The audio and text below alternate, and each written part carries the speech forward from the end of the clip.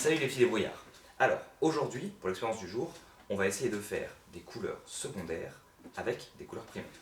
Alors pour ça, vous aurez besoin de 4 éprouvettes, un peu de plasticine pour servir de porte-éprouvette, 3 bacs, 3 couleurs primaires, donc le jaune, le magenta et le cyan, et 3 pipettes qu'on essaye de marquer pour être sûr de ne pas les mélanger derrière. Alors, on va commencer par mettre une goutte d'encre de chaque couleur dans le bac.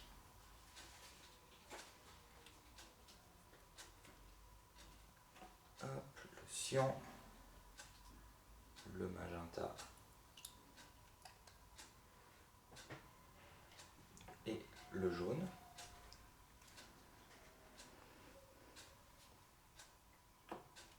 On va ensuite mélanger un peu pour bien que les couleurs prennent toute la place dans l'eau.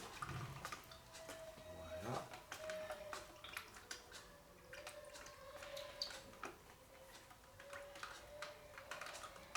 Et voilà. Alors, comme vous pouvez le voir, la pipette, elle est graduée. Donc on a dessus différentes petites barres qui nous indiquent le nombre de millilitres. Donc on va commencer par mettre 2 millilitres de chaque couleur dans un tube à essai à chaque fois. Donc on va mettre 2 millilitres de cyan dans le premier tube à essai, 2 ml de magenta et 2 ml de jaune.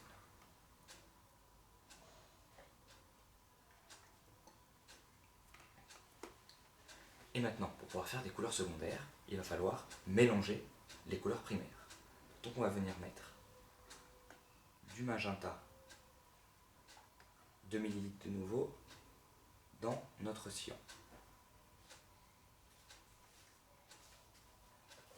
On va venir mettre du jaune dans notre magenta et du cyan dans notre jaune.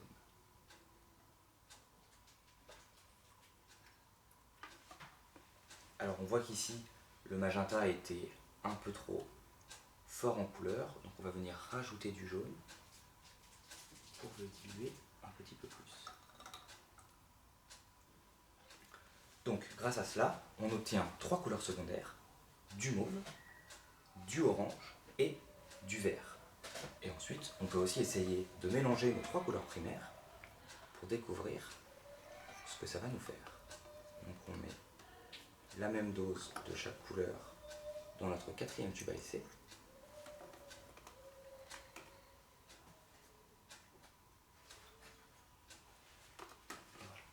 On obtient une espèce de marronasse, ça ne marche pas très bien. C'est vraiment plus intéressant de les mélanger 2 par 2. Ça va nous permettre de créer 3 couleurs secondaires. C'est tout pour aujourd'hui. Je vous dis à demain pour d'autres expériences.